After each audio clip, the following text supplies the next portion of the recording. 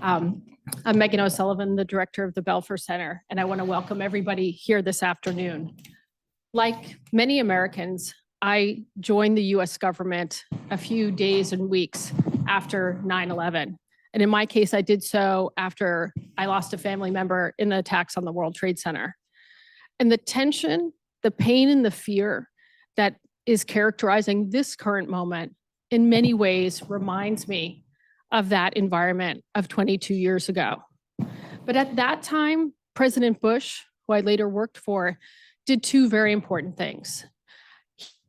He denounced the terrorism unequivocally, and he made it clear that there was and there could not be any justification for the barbaric acts that we saw on that beautiful morning in September.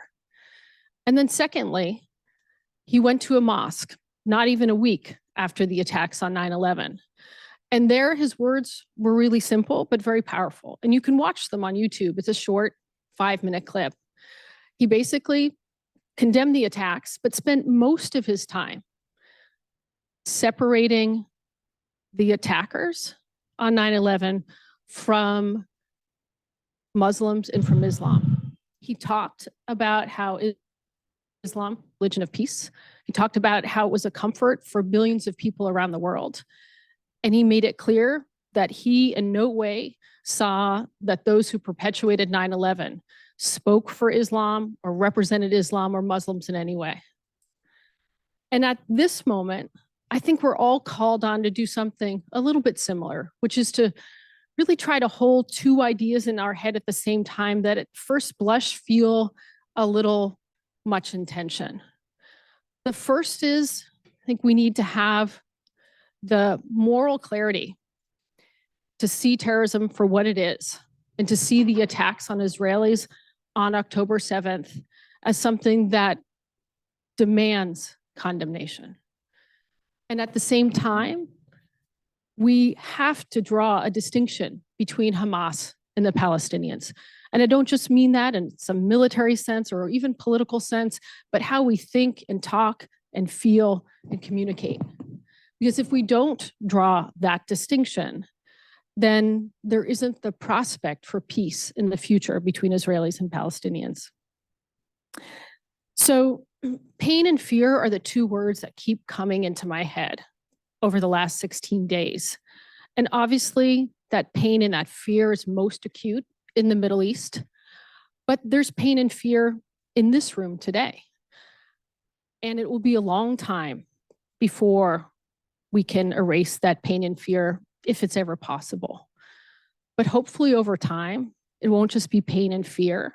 Maybe it could be pain, fear, and some empathy. And then maybe over an even longer period of time, those words won't be the ones that describe this moment, but the words that describe hopefully a new moment, albeit some point in the future, are understanding and peace. And the conversation that we're going to have today is a small but important step in that direction. And I really thank all of you for coming here to take part in it. I'm going to turn it over to our moderator and leader of our Middle East initiative, Tarek Masoud, who in his unique way will cultivate a really fantastic conversation. But before I do, I want to say something about the fact that this panel, I think you'll agree with me, this is a real case of the whole being more than the sum of the parts. We have 5 fantastic speakers. 3 of them, one an Israeli, an Egyptian, and a Palestinian, have done something that I think is almost unique in the sense that they, and I remember this well because many of their meetings were held in the Boston area over more than a decade ago. They wrote a book that a co-authored book about the conflict between Israel and Palestine and Israel and the Arabs. And they wrote that book, and when I say they co-wrote it, it's not in the sense of you write one chapter, I write another chapter. They co-wrote in the sense they got together and agreed on every page of that book. And I was dazzled by them at that time, that they were able to do it. And I'm even more dazzled by them today. And that book and their presence and your presence in this room really give me a reason for hope So with that, again, I'd like to turn to Tarek Masoud, again, who I've been very thankful to for his ability to cultivate these conversations in such a constructive way. Thank you. Thank you. Thank you, Professor O'Sullivan. All right, welcome, ladies and gentlemen.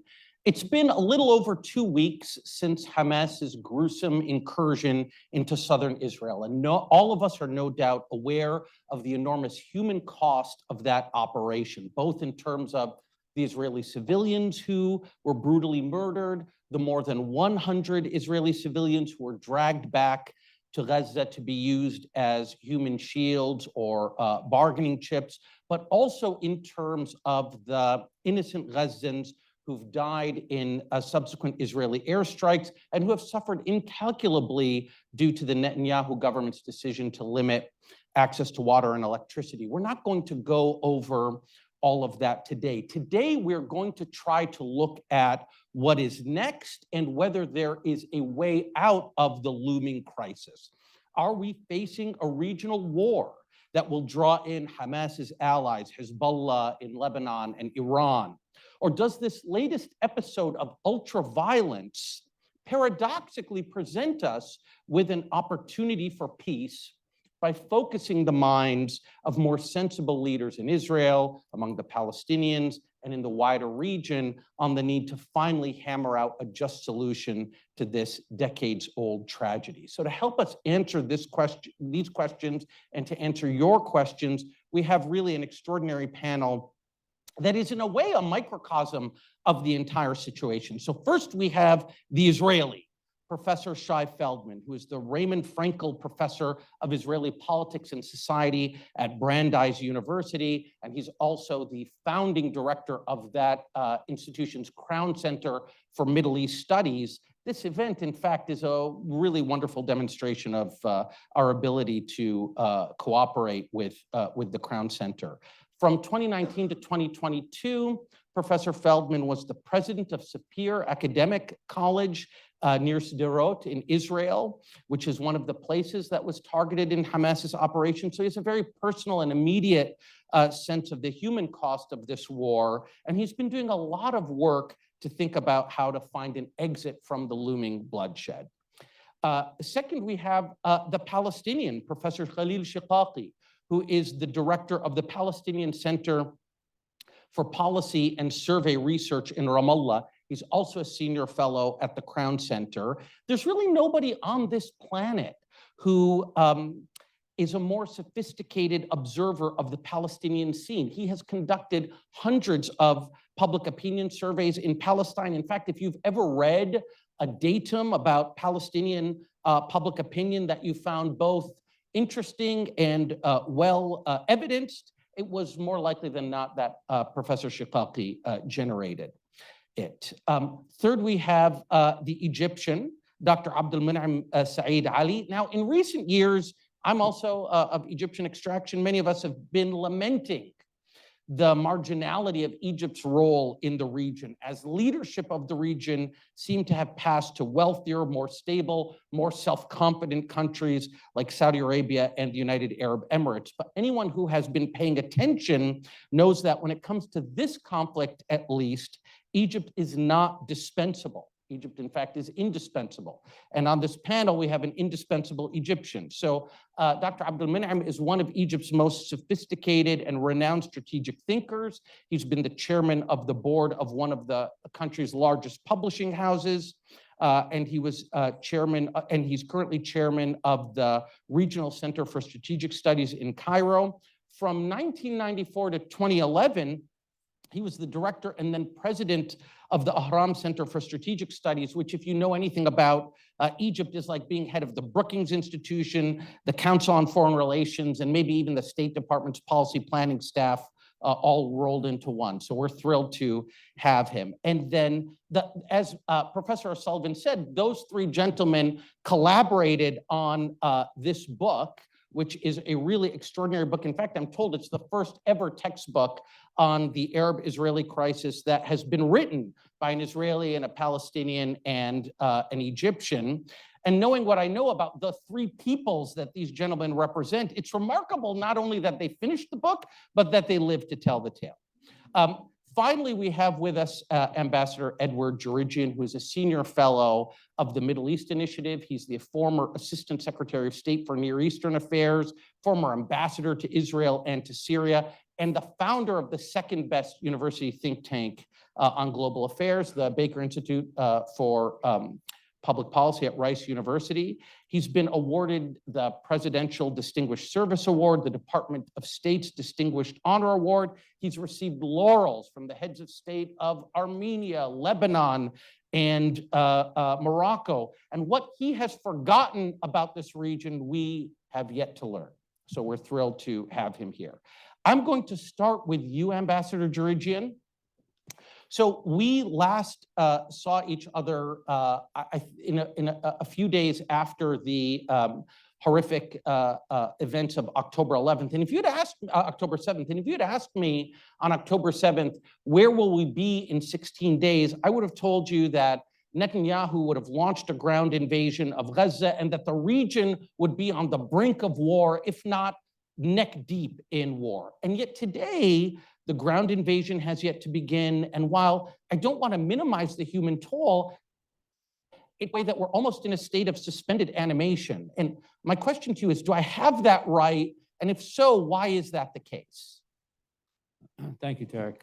I think one of the major reasons that there's been this, it's perhaps right, it's not the right word, this pause in the very expected Israeli land invasion of Gaza is that there are serious political and geopolitical factors that have gone into this. One is, and I will defer to Shai Feldman on this, but certainly the internal situation in Israel itself. There's a huge debate going on as to next steps.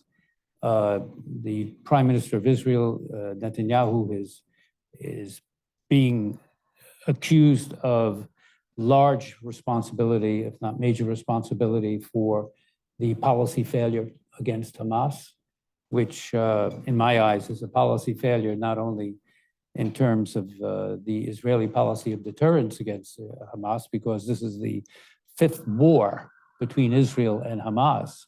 And so what does deterrence mean? That in every few years we have to go back into a crisis situation in the Middle East. I won't dwell on the intelligence failure. That is pretty evident. And I must say an intelligence failure not only Israel's part, but on our part. And what befuddles me, being on the outside of government now, is that there were so many indications in the public sphere that something was wrong. And what's his name, Sururi, the number 2 in Hamas, he made a statement in August. Yes, he made a statement in August that we need to widen the struggle. We need to really attack Israel. We need to end this occupation of the Palestinian territories, and we have to plan now for that. That's just one public indication. Mm-hmm. So it befuddles me in a way that the intelligence failure, and a lot of people will be looking at this in retrospect. There's another thing, Tarek, that I think is really important. The United States is sending another carrier task force into the region. This is a major political move on the part of the Biden administration.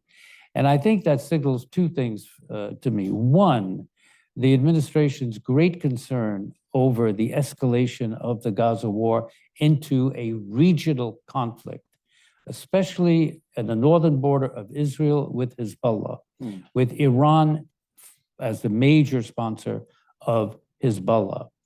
The Iranian-Hezbollah alliance is incredibly sophisticated. And we have some Iranian scholars at the Belfer Center that have indicated to me that Iran really doesn't want to play this card because it's ace in the hole in case Israel ever is going to attack Iran. Hezbollah, with its massive missile capabilities now, about 130,000 missiles, and a lot of them are precision. That would open up a double front in Israel, of which would tax even the IDF, even though one tries to minimize it. But I think the Israeli military establishment is extremely concerned about the opening of a second front, which will then draw in other parties. So there's that consideration of why not now? Why haven't the Israelis gone in? The other one is establishing a humanitarian corridor and humanitarian ceasefire. I think the Biden administration evidently has asked the Israelis, look, we got to get as Meghan mentioned in her opening remarks, there are two sides to the story.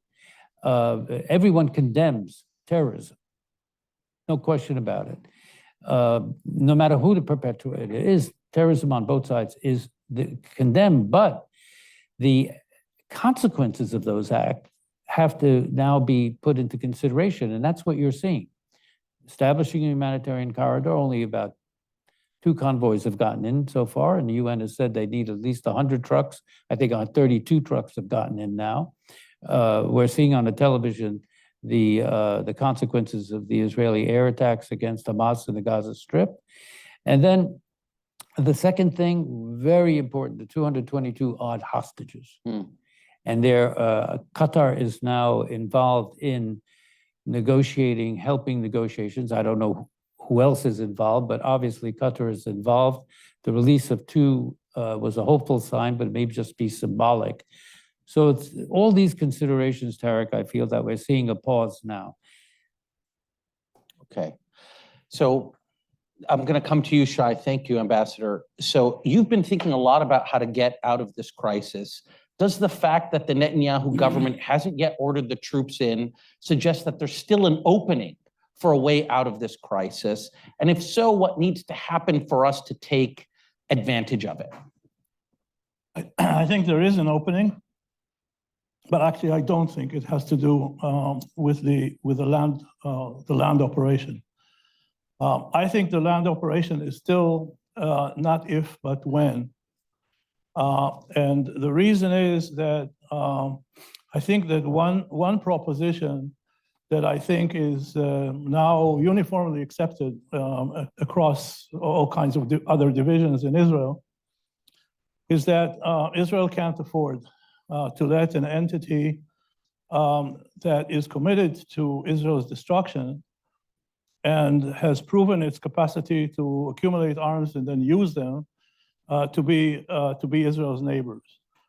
So the stated goal of the Israeli government, as was articulated immediately after the horrific acts of 2 Saturdays ago, was that the purpose of Israel now would be to destroy Hamas's fighting capacity and governing capacity.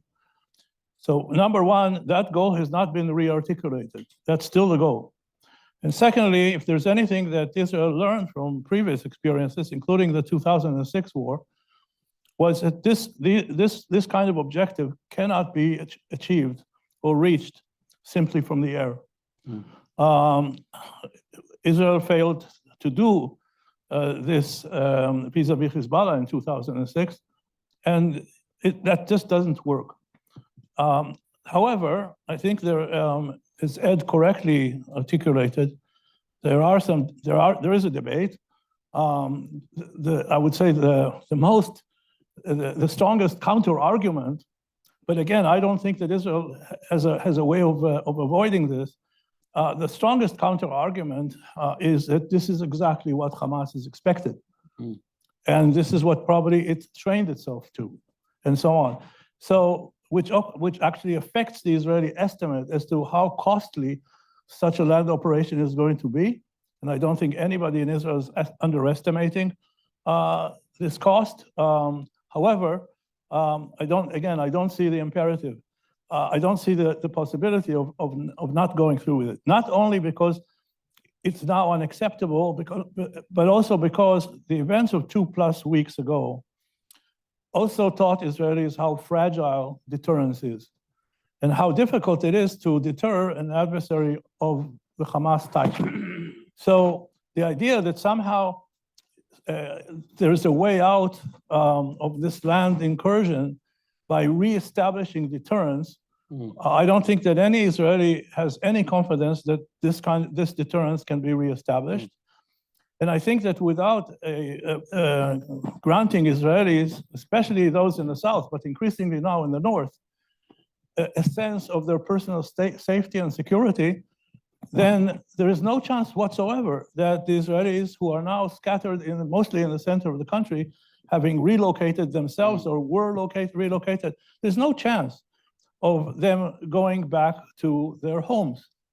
And if they don't go back to their homes, then essentially Israel de facto yielded sovereignty over the south to Hamas. And that's I don't think is an option. So for all these reasons, I think that the land incursion is going to take place. Now, I will just say that as I see it, having said this, in the next few weeks and months, I think there are going to be four issues that I think are going to be on the agenda.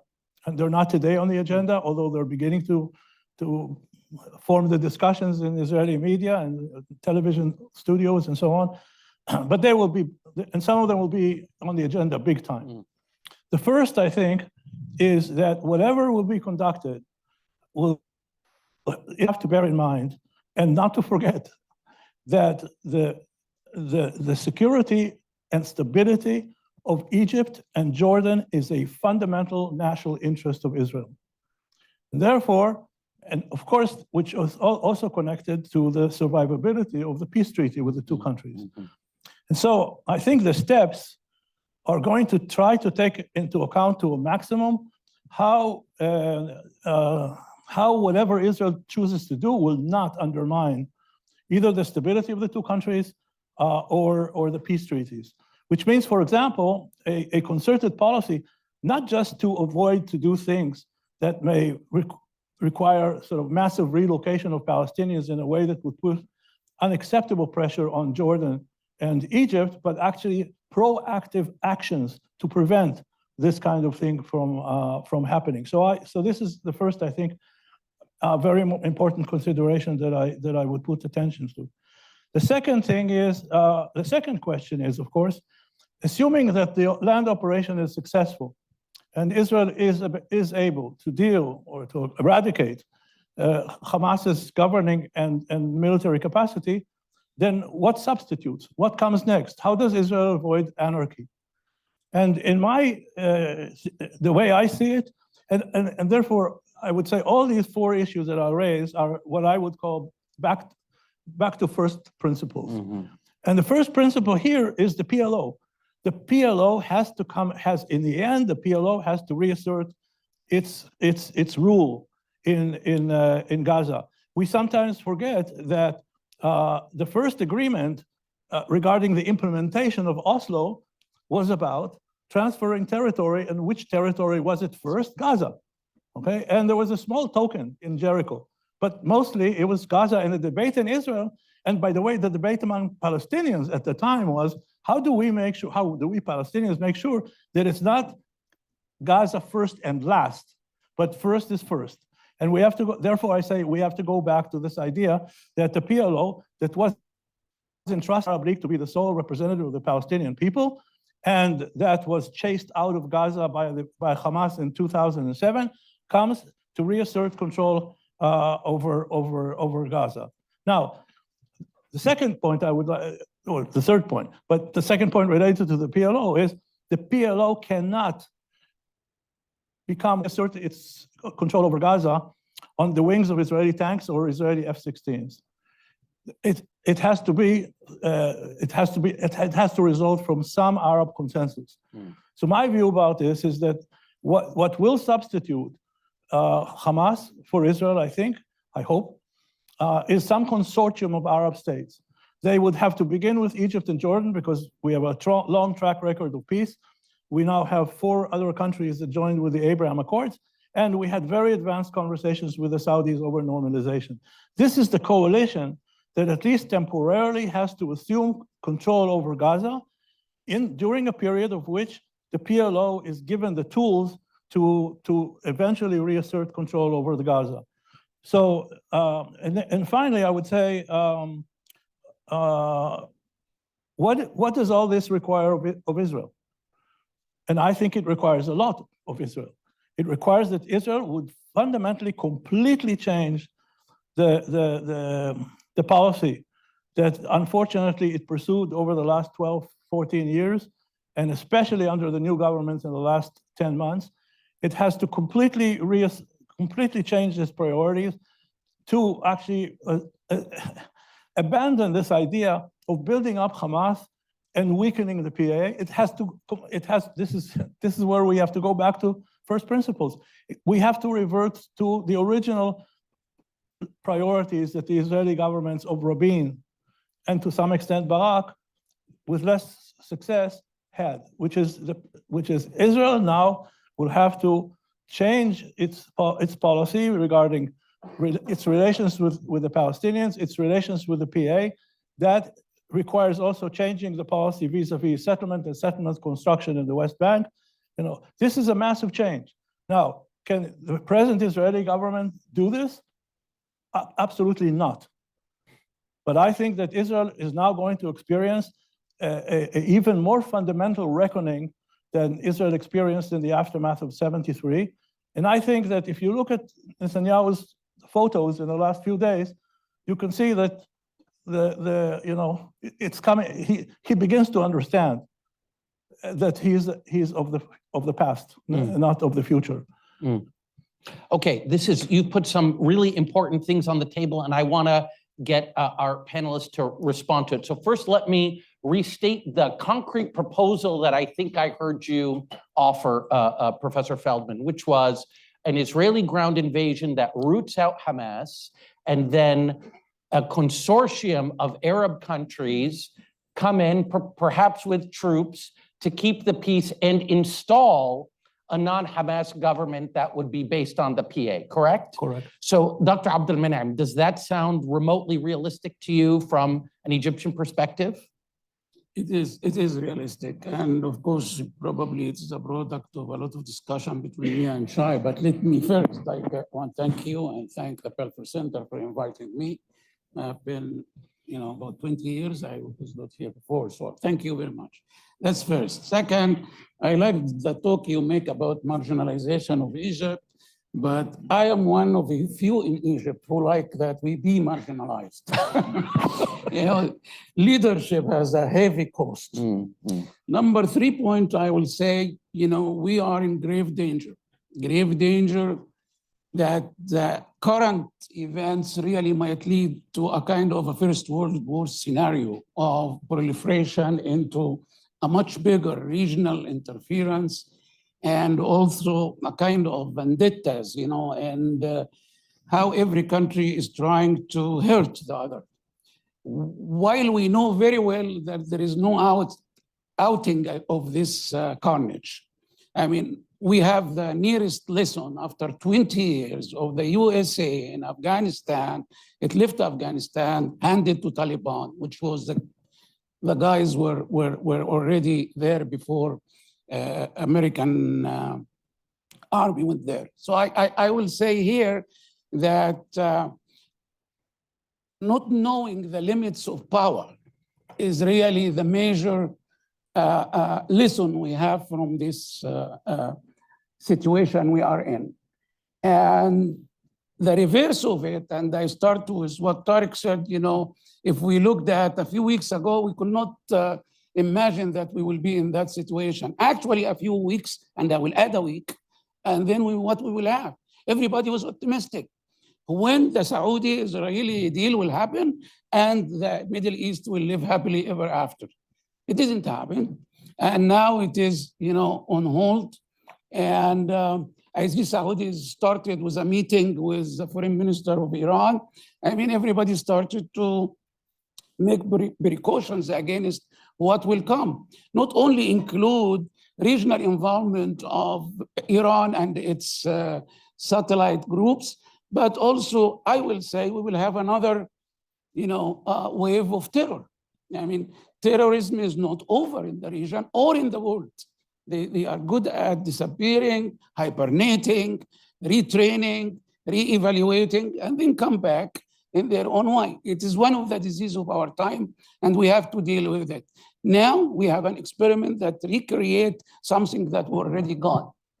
I believe that we do that when we have the reverse, when we have a project about everyone got to know the limits of power. I mean, if I learned anything from President Sadat was that one. He knew the limits of power. Not only the limits of power of Egypt, the limits of power also of Israel, and dealt with it. Second, that already we have in our hand 6 Arab countries in peace relationship with Israel. That is a consortium.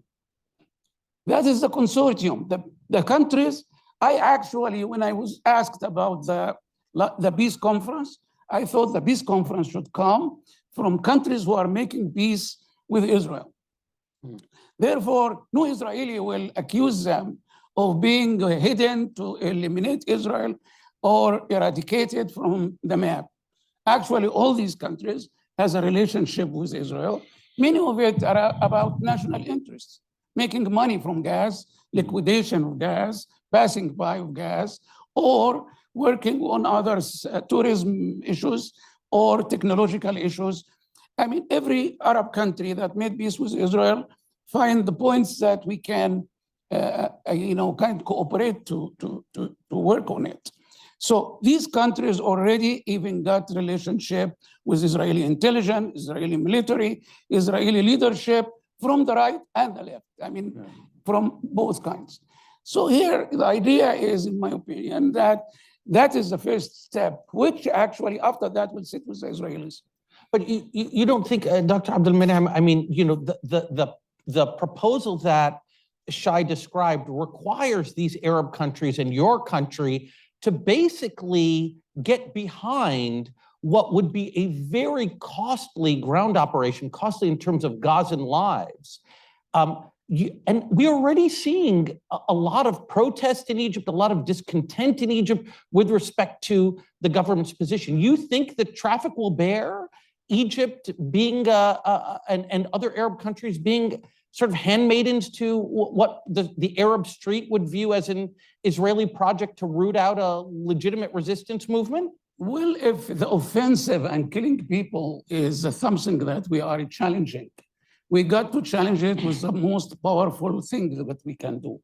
Mm-hmm. I mean, in a situation like this that is descending to hell, you need something big, powerful, like Sadat's visit to Jerusalem, something, something big to happen. And I believe Egyptians really is getting out to the streets like the people in Harvard, like the people in Chicago. I mean, there is now, at the beginning, everybody looked to the Israelis and tried to hold their hands. I think now everybody is trying to hold the hand of the Palestinians because the carnage there with the amount of children and infants and, is really horrifying. So here to get into that, I think because you put the question of what the peace conference has done is to get the agenda that we have. Yeah.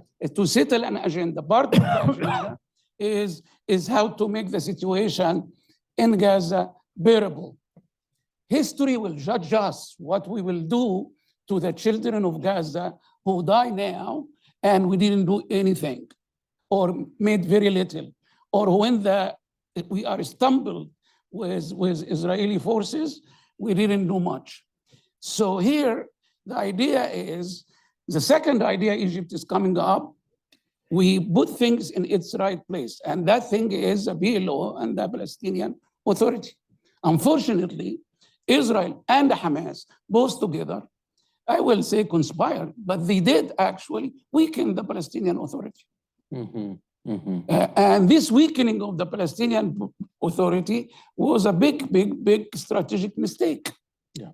because allowed the only alternative. Actually, that's something need probably another conference. There is a kind of, inflation of the Muslim Brothers and their affiliates here in Washington as a moderate, nice, liberal, democratic people. They are not. There is no religious group are nice. Actually, they have usually things, and they are very patient. Yeah.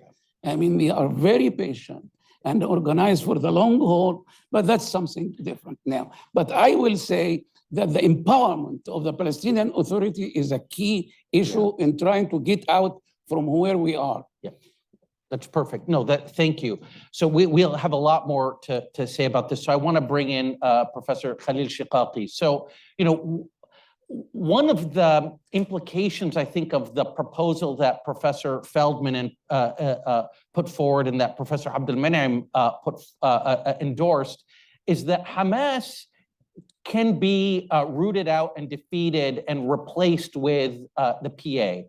Now, if I were a more cynical person, I would say, wow, this is a great proposal. So we're going to get Arab countries, which can barely govern themselves, to try to help establish governance in Gaza by installing an organization that has proven itself to be an utter and catastrophic failure.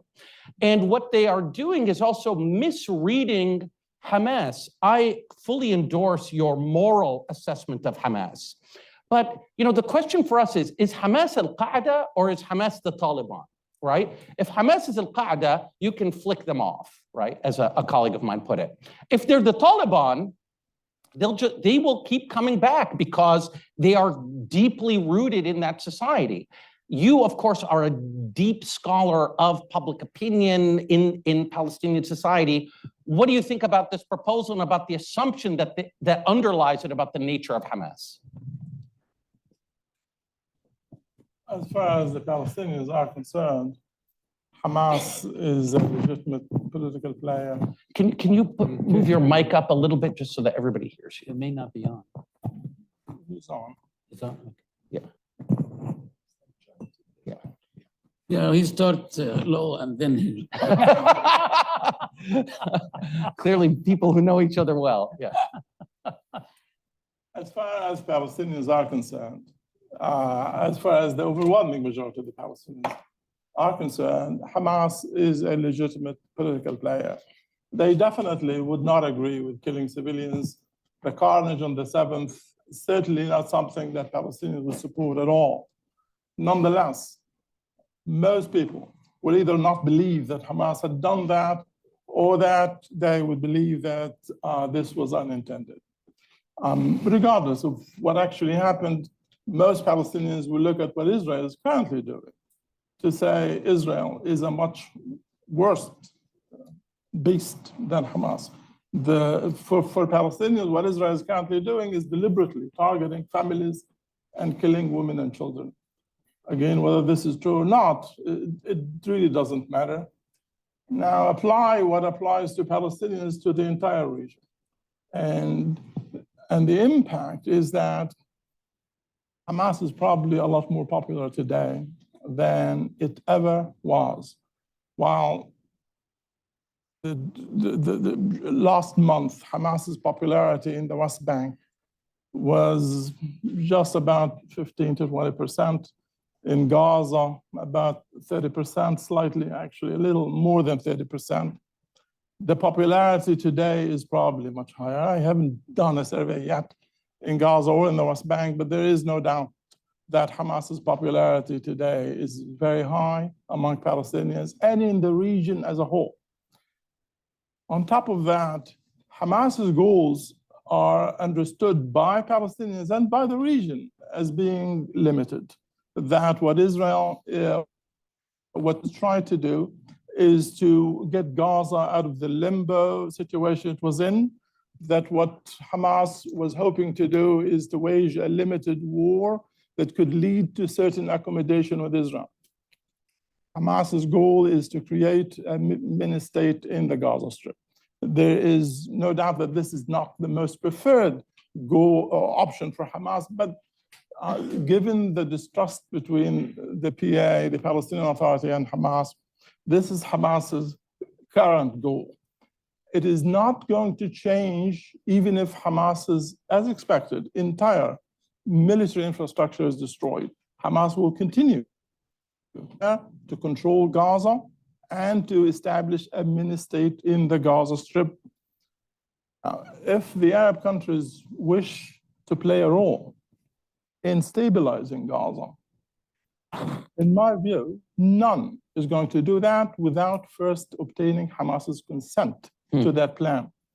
Would Hamas consent to allowing Arab states like Egypt and Jordan to step in the Gaza Strip?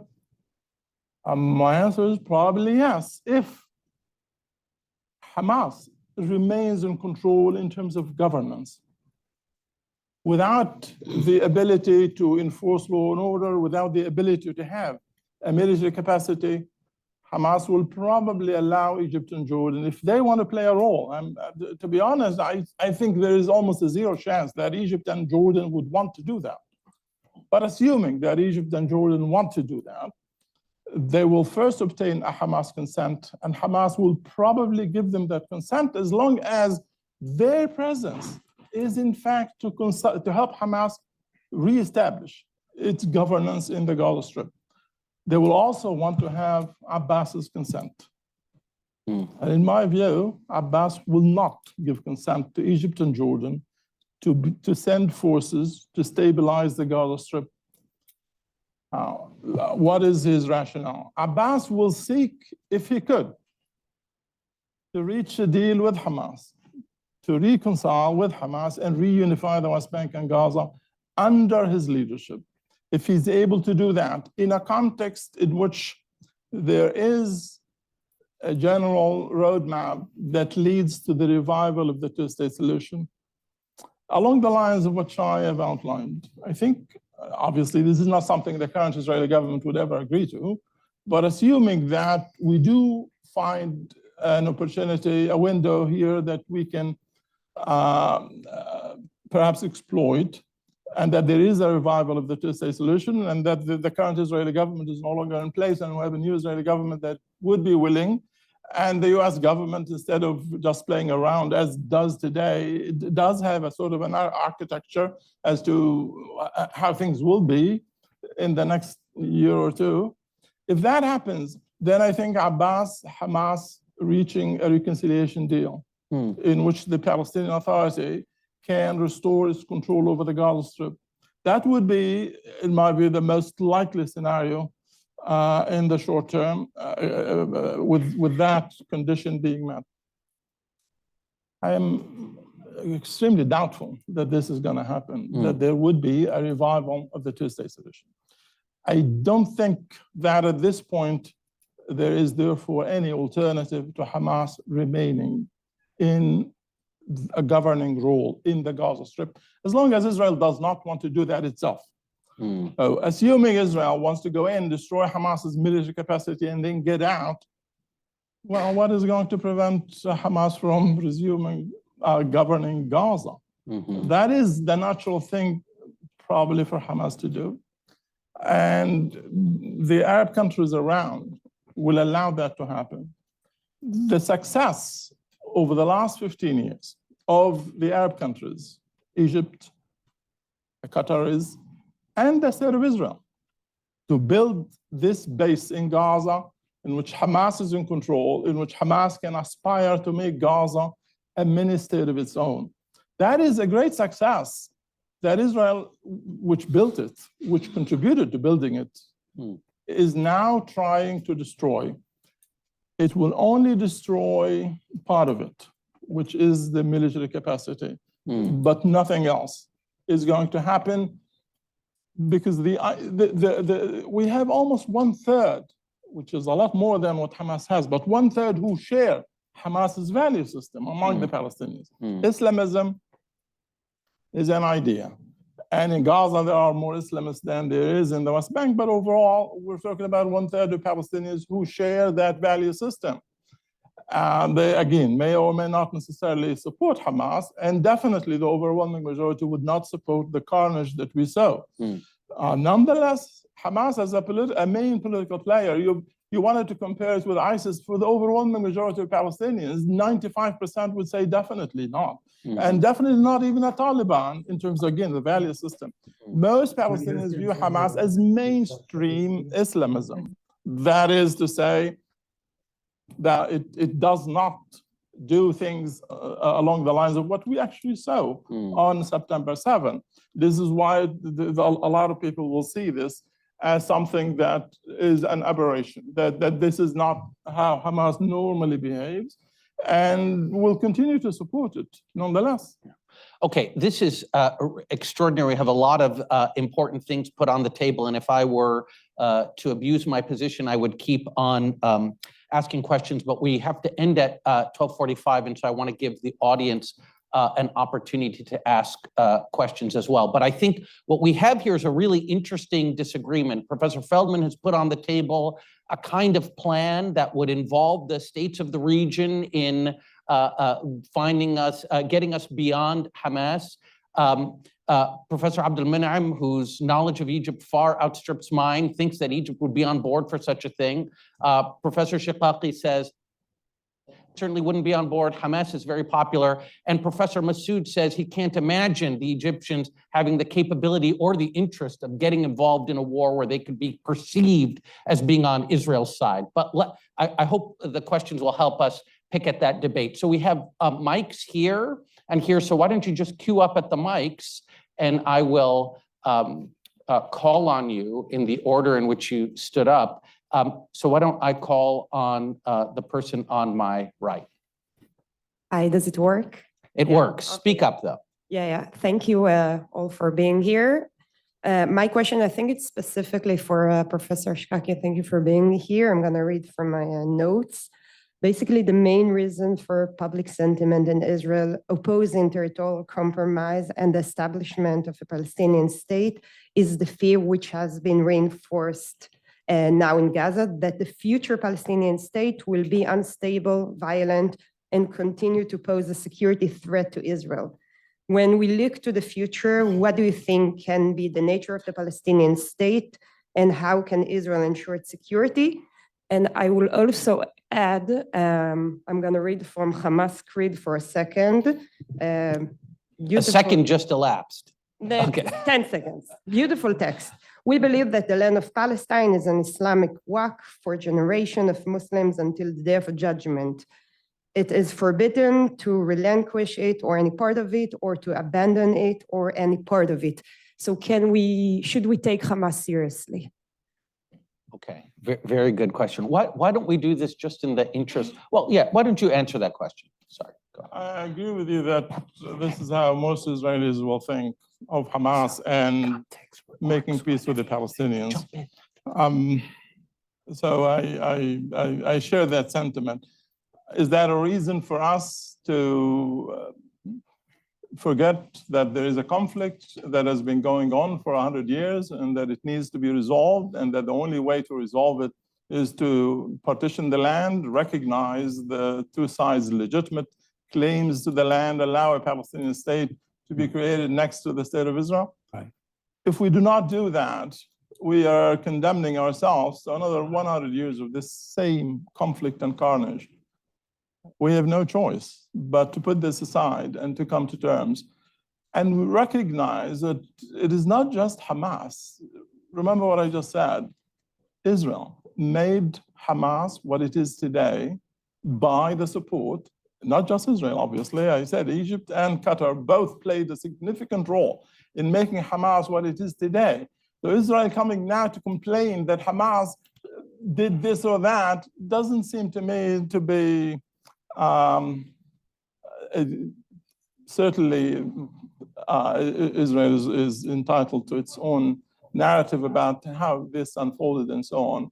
But for most Palestinians, and I think eventually for most Israelis, the idea that this conflict needs to be resolved politically, and that neither Hamas military nor Israel's military can somehow resolve the conflict, defeat the other side completely, and that the other side will submit and accept whatever dictate the other side will impose. This seems to be something that neither the majority of Palestinians nor a majority of Israelis would be willing to accept. Can I add something? Yeah, sure. But first I heard also Ambassador Djerejian.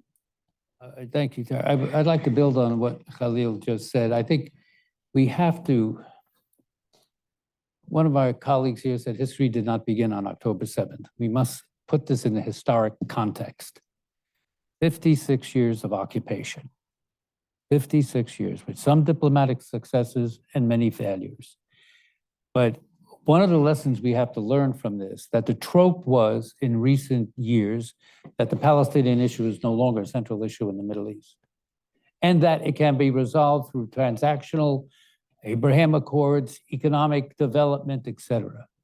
No, the Palestinian issue is central, and the only solution will be land for peace. Everything we have been working for decades, the land for peace solution. It's a question of land. You've got 7-odd million Palestinians between the Jordan River and the Mediterranean. You've got 7 million Israeli Jews. Neither one are going to go anywhere. It's a question of dividing the land and establishing, as we've been saying, a two-state solution. This has to be the political horizon. Yeah. After the Yom Kippur War in '73, which was a disaster, and I agree, one can equate what happened on October 7th for Israel to be the equivalent of a Yom Kippur War, perhaps even worse in many ways. And I'll let the historians analyze that. But out of conflict and chaos comes diplomatic opportunities. I don't know when it's going to come. It's not going to be next month or the next month. We're going to see a lot of carnage. We're going to see a lot of horrible things continue happening. But the only way out, and I keep repeating this, is what Prime Minister Rabin told me, a man I respect, when I was ambassador to Israel, a man who fought all the wars of Israel. This man, you cannot question his loyalty to the state of Israel. He told me, Ed, he said, there is absolutely no military solution to the Israeli-Palestinian conflict, only a political solution. How many times do we have to relearn this lesson? Another thing I want to say, Tarek, bear with me. The Palestinian issue, in my eyes, is the existential issue for Israel, not Iran. Iran is a geopolitical threat to the region and to Israel. I'm not lessening its threat scenario, but the existential threat to Israel is the Palestinian issue. And even the conflicts we see inside the political body of Israel in the last few months, the question comes, can you have democracy with occupation? It's a fundamental question in Israel that has to be addressed. And again, we need to put, and I think my colleagues are agreeing on this, we need to put a political horizon on the map whenever we can re-engage in diplomacy. And the last thing, we've had Salam Fayyad here, and he made the suggestion, which I think is very important. The PLO-PA has to be restructured. And the Israeli government has to be restructured through elections. This Israeli government is not capable of making peace with the Palestinian Authority. And this Palestinian Authority is too weak to engage in serious negotiations. So there has to be a restructuring on both sides. Thank you. So I want to come to you, Shai, but what Ambassador Djerejian said and what our student said is really quite sobering. So we have three parties here. We have the government of the State of Israel, we have Hamas, we have the PA, which you want to bring back out of the closet, and none of them is qualified to get us to peace. Hamas, by virtue of its own charter, if we're going to take it seriously, is utterly uninterested in peace. The PA is utterly a failure, and as Ambassador Djerejian said, needs to be restructured. Good luck to us. And the State of Israel's government needs to be restructured. So why do you have any kind of optimism about any of this? Good question, Tarek. Because my grandmother was born in Palestine in January 1900. And when I think of what she saw, and she lived to 90. And when I think of what my grandmother saw during her 90 years in Palestine, I don't see any grounds for reneging on being optimistic. And plus, I think if there is something that unifies this Palestinian and Egyptian and Israeli, is that I think that implicitly all three of us share the view that we can't afford to just slide into pessimism and depression. All three of us, I think what really unites all of us is that we wake up every morning thinking, how do we get out of wherever the situation is? And I have no intention of changing that. Okay, but you now have a pretty deep disagreement. Yes, and I'll tell you where the disagreement is. It's not really a disagreement. First of all, I agree with everything that Ed said. And I also agree with everything that Abdel Monem said. And I'll take only a slight issue, it's a little more than slight, with what my colleague Khalīl Shikaki said. And that is to understand what is the problem. What is the problem that Israel has with Hamas? The problem that Israel has with Hamas is, I go back to many things I learned from my colleague Abdel Monem Said. The critical importance of where the conflict changed from an existential conflict to a non-existential conflict. The critical impact of the fact of the issue of the change from unlimited aims to limited aims. The reason why we had what we had after the 73 war is because during the 2 or 3 years before the war, President Sadat already moved away from unlimited aims to limited aims, which means basically accepting that, number one, Israel is there and you have to come to terms with it. Secondly, he accepted, again, that in that sense, he completely changed or abandoned the traditional Arab narrative that all of Israel's claims about security are all pretexts for an Israeli impetus to expand. And he said, he came to the Knesset and he said, no, I accept you've got legitimate security concerns. Now let's talk about how we meet these security concerns, not at our expense. Now, the problem with Hamas is that they have not gone through this transformation. Israel could not have reached the agreements that led to the complete and total withdrawal of every square inch of what it conquered in '67 from Egypt without Egypt going through this transformation. And there would have been no Oslo Accords if the PLO did not go this transformation between 1974 and then 1988, the Declaration of Independence that accepted that the Palestinians and Israelis have to live side by side in two states. Hamas, and I hope I don't go into things I shouldn't talk about, but let's put it this way, I'll take responsibility for me. I took part in an attempt to explore some years ago, 15 years ago, 16 years ago, 17 years ago, whether there is a potential of traveling with Hamas. And of course, there was a self-selection process because we could only talk with, say, people who represented the more, quote unquote, pragmatic. So on the pragmatic levels, they were willing to consider all kinds of pragmatic arrangements. And by the way, these pragmatic arrangements or variations of them have been implemented over the last 15, 16, 17 years. My brother-in-law was deputy director of the biggest children's hospital in Israel.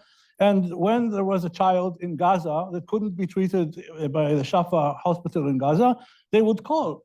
And who was doing the calling? It was Hamas guys were calling the hospital in Israel. And the child with two parents came to Erez Crossing. My brother-in-law's hospital sent an ambulance to Erez Crossing. They would cross from one ambulance to another ambulance, but with the two parents, and they were treated, so these guys, okay. But then we asked, but what about your fundamental ideological commitment to destroy Israel? So the answer was, no, we're not touching our ideology, okay? So we asked, okay, but what do you expect then how do you see the future? Well, in the future, the relative weight of the ideological predisposition will be lowered. People will kind of forget about it because the day-to-day arrangements will overcome the ideology and so on and so forth. Well, if there were Israelis that were predisposed to accept this as a bet, Graham is not here, Graham Allison, right? Because he always asks, if you were a betting man, what would you? Okay, so if There's no, after the Saturday of 2 Saturdays ago, I don't know of any Israelis that would be willing to bet on this. And that's the difference between Hamas and the PLO on one side, and Egypt on the other side, and Jordan on the other side. Hamas is not willing to transform itself or to reinvent itself from a movement that seeks unlimited aims to a movement that seeks limited aims. And I don't know, to me, by the way, so I agree completely with Abdel Monem Said, and I'm not really surprised, because the logic of why Egypt or the Egyptian regime sees the Muslim Brothers in Egypt as an existential threat is not different from why Israelis see Hamas as an existential threat. It has this absolutely the same basis. Yeah. And that's the problem we have. Yeah, I mean, it could be argued that Israel has, both, as I think Dr. Khalīl mentioned, has supported Hamas, but also Israel continues to undertake actions in the West Bank that I think swell the ranks of people who support Hamas. I totally agree with that. Yeah. Israel, as I said, as part of this reckoning, Yeah. Israel, look, to reach the agreement with Egypt, Israel had to abandon a fundamental trait of its security policy, which was called defensible borders. Mhm. Okay? It basically had to set it aside, didn't say that officially, but of course, what happened is Israel that based its security after 67 with respect to the states, not with respect to the Palestinians, on this notion of strategic buffers and had to completely abandon this doctrine in favor of finding all kinds of confidence and security building measures that it could agree on with Egypt that would substitute, that would transform, for example, the Sinai Peninsula as a strategic buffer without Israeli presence. Israel will have to, this is part of the reckoning. Israel's whole policy over these 50 years has been at fault. It's been wrong. The assumptions broke on 2 Saturdays ago, one by one. Israel will have to rethink. Yeah. Okay, so I want to take more questions. So why don't I take the 2 questions here? Go ahead, please. And please try to keep it brief. You took a lot of time to my defense. I know, but we're running out of time and there are other I'll people do it waiting. quickly. I have 2 short comments. First, I will want to just acknowledge the horrible loss of lives in both sides these days and to really pray for peace and better days. The second comment is just to acknowledge that there is no woman on your panel. So if you need any ideas for the next time, happy to talk. Inshallah. And to thank you all for coming. I have a unconventional question for Dr. Khalīl. So I listened carefully to what you said, and it was very interesting. I think one thing that bothered me, and it's not even like a political or like a strategic more discussion, but you said, you talked about the public sentiment of the Palestinians at the moment, and how they perceive Hamas, how they perceive the Israeli. And you said, well, even if that's not the truth, that doesn't matter at the moment. And I can understand why you were saying that from your perspective and after so many years, dealing with this conflict. But me seeing what's going on right now in the world, I have never, and I grew up in Israel. I wasn't born in Israel, and I spent many years outside of Israel in the past years. And I have never witnessed this amount of hate towards Jewish and Israelis, but also like both sides. And I believe that most of it, I spent the past week just doing a mistake, but just going through, Palestinians' feed, how they see, the conflict, how they see the situation. And I'm in the most desperate situation I've ever been. The amount of hate and the fake news is maybe on both sides is unbelievable. And I think that we can talk about strategy, but the public sentiment does matter. And I wonder why you think it doesn't matter, or how you think it combines with the strategy that you just talked about. Thank you for that question and for that testimony. If you don't mind, I'd like to take this other question, then we'll respond to both, please. Yeah, thank you all. This is Khaled from Egypt. My question to Professor Feldman. So you mentioned that Israel goals of this current operation to destroy Hamas governing and military capacity. And my question is, do you think Israel has a plan, like a concrete plan on how to do so? Because we don't see any evidence on how this operation affecting Hamas capacities, but we see evidence that almost 2,000 kids were killed, or over 2,000 kids were killed in Gaza and hundreds of women. So it's really a question. I don't have an answer. So do you think Israel has a concrete plan how to target Hamas without targeting civilians, or it's really an opportunity to just wipe this civilian population in Gaza? Thank you. We only have 2 minutes, so I'm going to actually let this gentleman ask his question because he looks like he's going to ask a very short question, and then we can come back. Which in the Middle East has long answers. I'll try. Talking about the destruction of Hamas is a very abstract topic, so I wanted to make it more specific. If you imagine yourself being Israel going into Gaza, what would you do if you face, for example, let's say a 14-year-old boy being educated within the Hamas system? How would you treat that person? Thinking about what you said, Professor Feldman, that you are trying to destroy the fighting capabilities, which I feel like almost everyone agrees on. Do you see this 14-year-old boy as a future fighting person who's capable of fighting? And if not, how do you deal with that to make it more specific, practically speaking? Okay, so we have two questions. I think I'd like you, Dr. Khalīl, if possible, to respond to the basically public opinion question. Our student is seeing a lot of hatred, even among people not party to the conflict. And do you have an explanation for that? The amount of hatred that is currently prevailing among Palestinians is parallel to the amount of hatred that is also evident among Israelis. I've surveyed Israelis and Palestinians for the last 23 years, jointly looking at how the two societies see each other. And the amount of hatred has only grown year after year from both sides. The growth has been gradual, but there is absolutely no doubt that the amount of hate is indeed fundamentally great. There hasn't been any reason for either side to reduce that, because neither side has been able or willing to do something to win hearts and minds on the other side. On the issue that I was asked about in terms of, regardless of the sentiments, there is no doubt that public sentiment is most fundamental, because it moves people. What people have in terms of narratives is absolutely critical.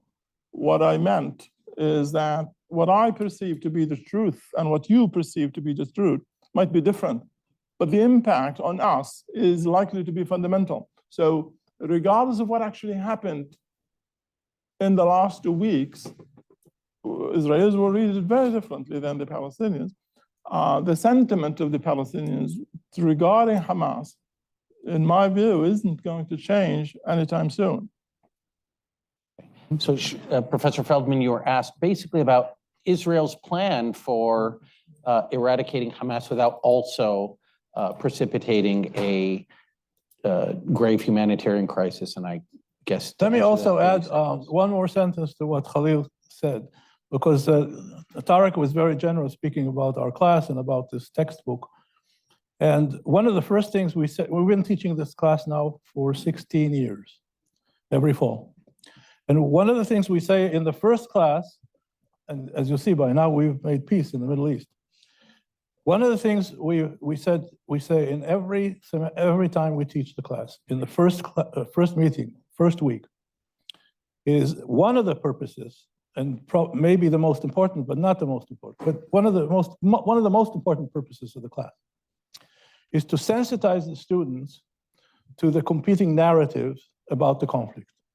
What we tell the students also is that although us three value ourselves very highly, we are not sitting in as the Supreme Court of the Arab-Israeli conflict, meaning that we will sensitize them to the competing narratives, but we make no attempt to adjudicate the narratives. We make no attempt to tell students, we personally think that this narrative is closer to what happened, and so on and so forth. So, but of course, your point, so for all practical purposes, however, for all practical purposes, what is really important is what people believe, because what people believe will guide their actions. So that's just my own variation to what Khalīl said. Look, on the operational plans, the honest answer is I have no idea. I can only hope that that's the case. In other words, that in actually tailoring and deciding on the operational plans, that the considerations that I raised, including the consideration of the cost to innocent human beings, is taken into account. But to say, oh, I'm confident that this is not going to happen and that there will be no mishaps and so on and so forth, it wouldn't even begin to be credible, because we've already seen in previous encounters in the Arab-Israeli conflict how many unintended consequences we saw. On the answer to the question that was raised about, I don't think that Israel should be in the business or even aspire to controlling what's in people's minds. The 14-year-old can believe whatever that 14-year-old believes. We only have to take care if we want to make, look, when we look at the history of Israeli-Egyptian relations, if you look at what really mattered to Israelis, we understood what mattered to Egypt, because President Sadat made it crystal clear. What mattered to Israelis is only one thing, is to reduce drastically the likelihood that Israelis would lose their lives in the battlefield.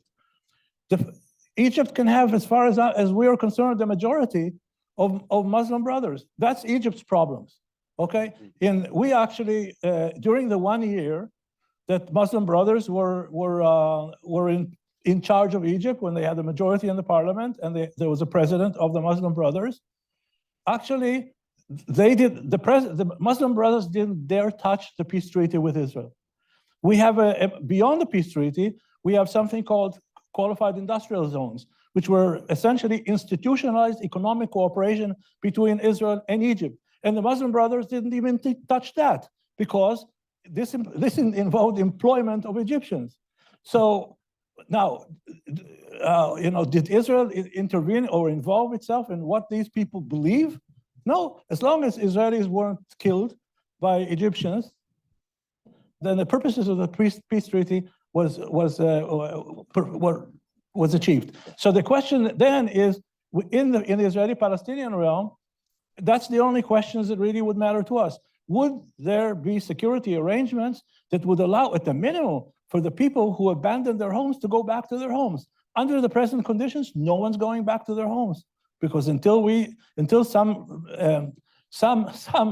measure of personal safety and security is restored, no one's going anywhere.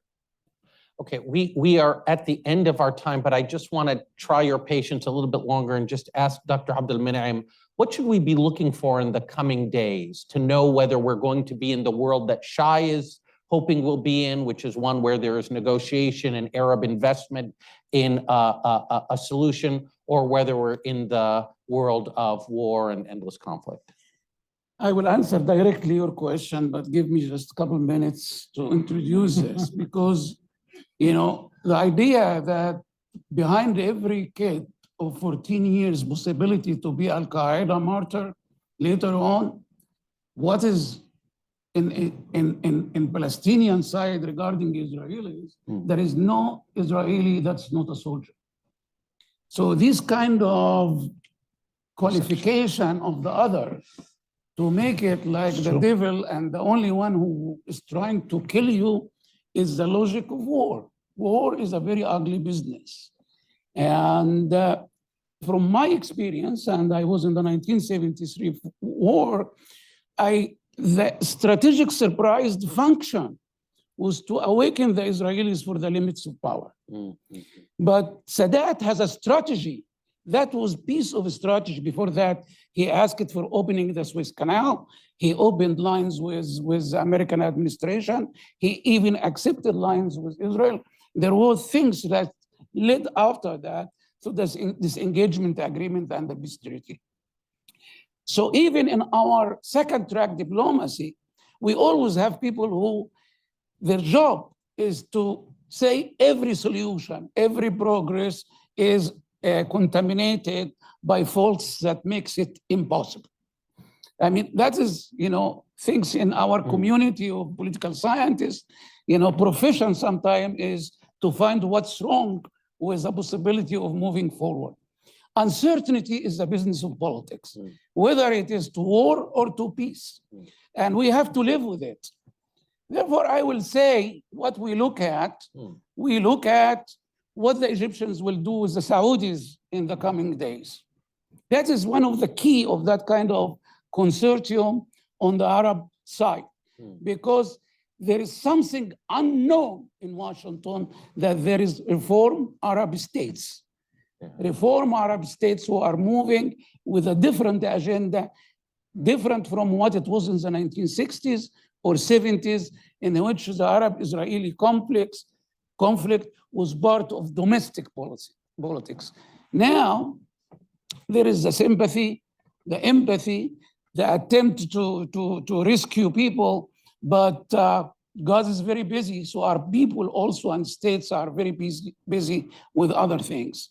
So here, the idea of having Hamas, and I say for Egypt, is a direct threat. Hamas built 1,300 tunnels to Sinai, and inside Gaza, we talk about Hamas and Jihad Islami. No, I read about maneuvers that was made in which 11 organizations that are militant Islamists and also capable of doing military operations.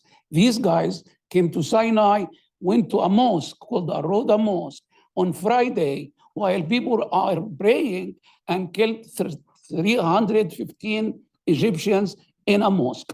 So here, the idea that these came from tunnels, trained, financed, organized by Hamas and or others inside Gaza. Gaza got to be saved as a population and saved. Egypt went after the fourth war with our limited resources to reconstruct Gaza. But we failed. We failed because Hamas want to control the process. So here I will say, look at, and I see some of it. I mean, if we looked at the American position at the beginning of the crisis, which total support to Israel, and still a big support to Israel. Yet the mention of civilians in Gaza, the mentioning of the two-state solution by the White House, the mentioning of that we have to help Egypt get into that process going. I see signals that can give us not being optimists, because also there are dragging powers into that process. But I think from the experience of about 50 years of experience with the Arab-Israeli conflict, that those who today can push the process of peace forward should not keep silent. That's an excellent note on which to end. So I want to thank our panelists, Ambassador Djerejian, Dr. Abdel Monem Said Aly, Professor Shai Feldman, and Professor Khalīl Shikaki. And I want to thank you all for your tremendous questions. Thank you.